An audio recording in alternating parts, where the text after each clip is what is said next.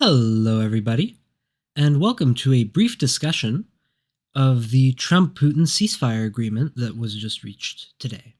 So, to begin with, Putin did not agree to Trump's ceasefire proposal that was negotiated with the Ukrainians in Riyadh. In fact, they agreed to a separate ceasefire which focused solely on energy infrastructure and future negotiations on freedom of navigation in the Black Sea. So the agreement essentially is for a 30-day pause on all strikes on energy infrastructure. Now, Putin says he has already given these directions to the Russian army, but there are quite a few things worth noting here. The first is that strikes on energy infrastructure are worth much more to the Ukrainians than they are to the Russians. Right now, strikes targeting energy infrastructure are a core part of Ukraine's military strategy. Now, that's the core of it. But here is where Trump and Putin's accounts, both released by social media, differ. According to Putin's account, they also discussed the complete cessation of all foreign military aid and intelligence sharing to Ukraine by foreign countries. This was not in any American publications regarding the ceasefire. And really, I'm sorry, ceasefire is not a descriptive term for what has been agreed here, because there will still be firing and direct engagement across the entire line of contact, and likely, and I believe already have been by the Russians, airstrikes behind the front lines. It's just restrictions on targeting energy infrastructure. And that's, of course, assuming that the Russians and the Ukrainians will both adhere to it, and odds are neither of them will. But I digress. Now, in my view, this has been a very effective way for Putin to put aside the question of an actual ceasefire on the ground, which would present him with some very difficult political decisions with potentially some very unpleasant consequences, and the choice between either maintaining a large standing army, a large and very expensive standing army, along the entire front line over the course of the ceasefire, which would probably be the necessary choice, but is also very, very costly, and generally, I think, would probably lead to breakdowns in discipline, or releasing large portions of the current armed forces, which generally demobilizing a large army is a difficult thing for society to do at the best of times. And this army is, to a large extent, been composed of people recruited from the Russian prison system, sometimes for violent crimes. So a demobilization of the army, whether due to a prolonged ceasefire, partial demobilization of the army, whether due to a prolonged ceasefire or even a peace agreement, would be a very difficult situation to handle, and it would make sense that Putin would want to kick that can down the road as much as possible. Now we still have the question, of course, of whether the Ukrainians will actually accept this energy infrastructure ceasefire. And I think even if they do, it's very unlikely that they'll abide by it, and very unlikely that the Russians will abide by it for that matter. I think that this concept is very likely to be dead on arrival, and is probably going to end up being a convenient way to kick the negotiations can down the road for both sides.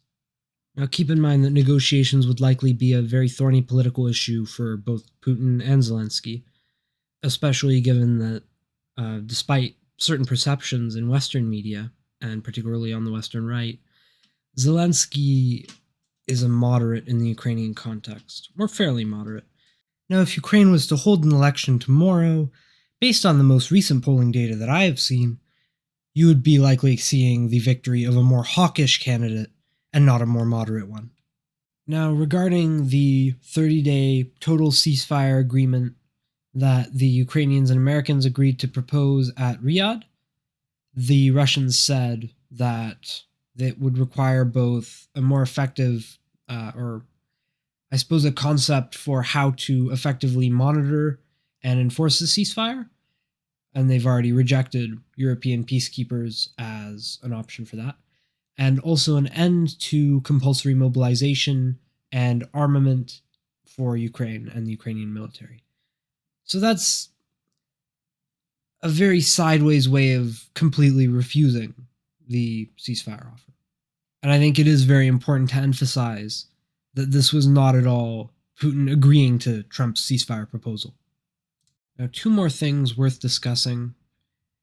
There's been a lot of noise made about how, according to some sources, I'm not totally clear on the source of this, and it seems dubious, but a lot has been made over claims that Putin supposedly kept Trump waiting for over an hour during the lead up to their scheduled phone call. And I'm not convinced that there are any actual sources for this. From what I've seen, I've looked and I haven't found anything particularly reliable. But with that said, that is, if true, not worth anywhere near the amount of noise that has been made about it. And that would be very standard for Putin. And he has been doing the same thing to foreign leaders, including American presidents, for a while. That's happened at least once, probably more, but at least once to my memory, to Barack Obama. Now, there are many criticisms to be made about Trump's diplomatic efforts here, which I think roundly have failed quite catastrophically so far, though I don't think he's quite realized that yet. But the fact that Putin kept him waiting for the phone call is not in any way an indicator of that. That's just a normal Putin thing. Now, there was also discussion about the Middle East, which, according to the Americans, included a shared agreement on the subject of the Middle East and nuclear proliferation, that Iran should never be in a position to destroy Israel. That is a pretty big divergence from the tone, if not the substance, of what Russia has been saying towards Iran in the last little while. Now, they've moved a lot closer over the last 3 years of war, as has been evidenced particularly by the supply of Shahed drones to the Russians, among other things, and the Russian air defense systems that were recently destroyed by Israel during an exchange of airstrikes. So this is a pretty significant turnabout in this relationship. It's not like a grand turning point or anything, but it is noteworthy and is a definitive turn away from Iran, when the last little while has been almost exclusively turns by the Russians towards Iran. So I think that is also worth noting. And I think that is all that I have to say about the subject for now. So goodbye, everyone, and have a good day.